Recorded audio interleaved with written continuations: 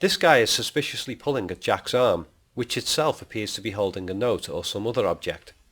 It's certainly feasible that the object in the hand and the pulling of the arm are thematically relevant to the photo's meaning.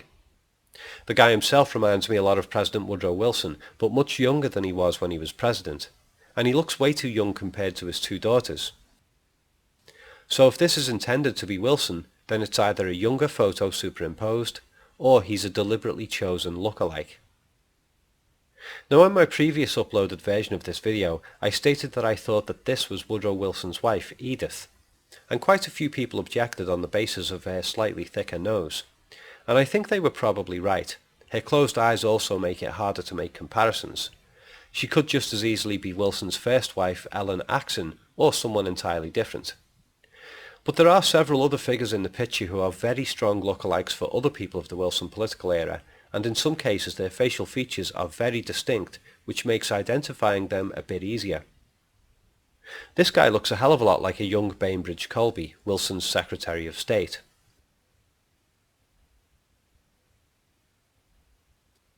Here's Franklin Knight Lane, Secretary of the Interior under Wilson, John W. Davis, Solicitor General under Wilson, David Franklin Houston, Secretary of Agriculture under Wilson, and William Borchop Wilson, Secretary of Labour under Woodrow Wilson.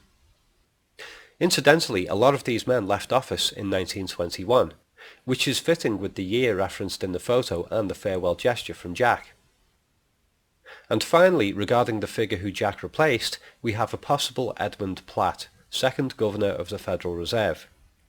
Though some people have wrote to me saying they suspect he could be Colonel Mandell House, a historically controversial figure in terms of his influence over Woodrow Wilson. Now, it's very easy to get into complex debates about the merits of these visual comparisons. Can we completely write off the Edmund Platt comparison because of his ear shape? Or does it just appear different because his head is at a different angle?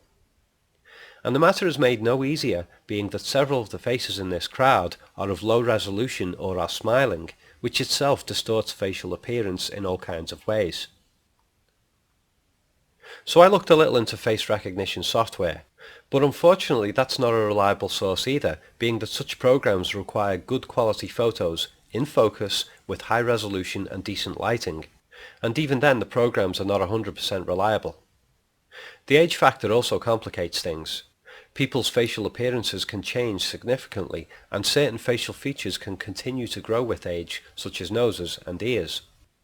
To put that into perspective, here's a series of age comparisons of famous movie stars that we're all familiar with, that show just how different a person can appear at different ages and with different camera angles, facial expressions, lighting, and even haircuts and facial hair.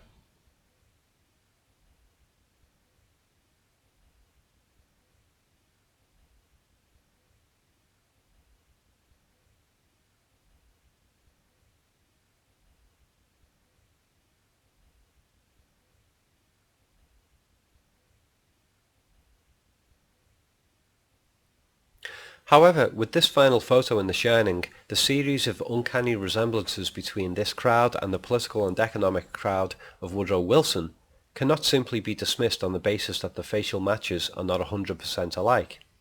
The presence of such politicians and bankers in the surrounding pictures is indisputable, and if you don't believe me, go to the Stanley Kubrick archives and have a look for yourself. And don't forget that newspaper clippings about Wilson's presidency and its effect on US banking practices dominate the content of the Jack scrapbook prop.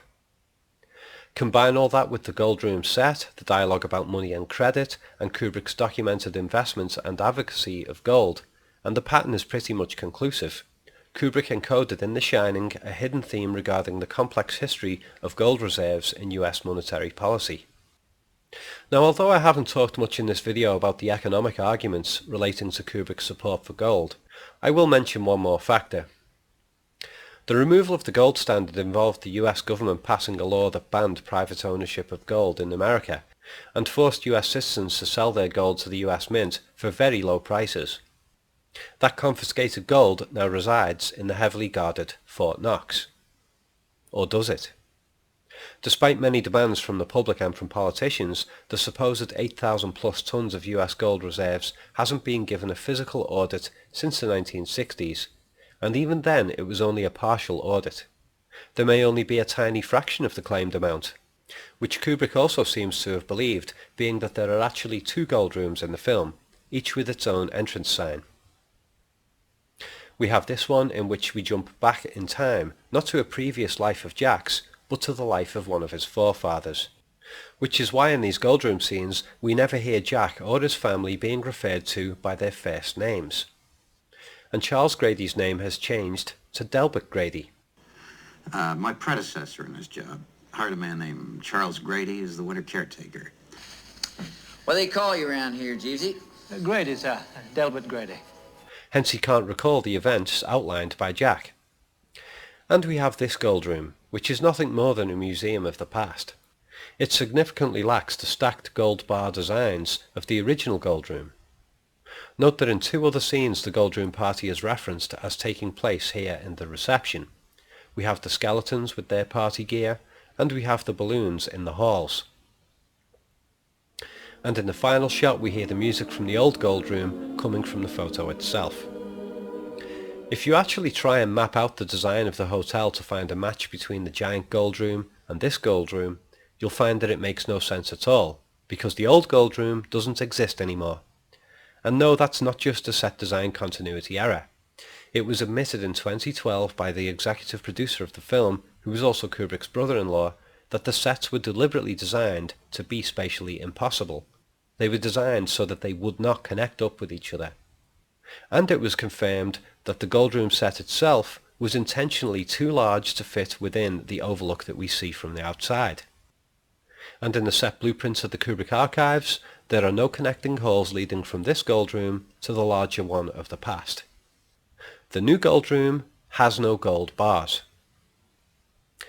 If you want to know more about the gold room themes in The Shining and the economic issues surrounding gold and banking history, then check out the full 72-minute version of this video, which is on my Kubrick Decoded Volume 3 DVD set. My Kubrick Decoded Volume 6 DVD set is also dedicated to the topic of The Shining. Visit my website collativelearning.com for details, where you'll also find many other articles on classic movies. Thanks for watching, and don't forget to subscribe to my 3 YouTube channels. And a last word for the small-minded who will be wanting to predictably brand this video as conspiracy theory because they're unable to submit a reasonable counter-argument based on facts. A conspiracy by definition involves 2 or more people plotting an illegal act. Kubrick was one person, and his encoding of hidden themes in his films was not a criminal act.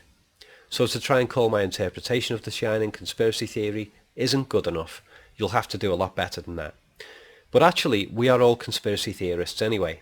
Whether you believe we went to war in Iraq based on lies, or because Saddam was up to no good, either way you are subscribing to a conspiracy theory.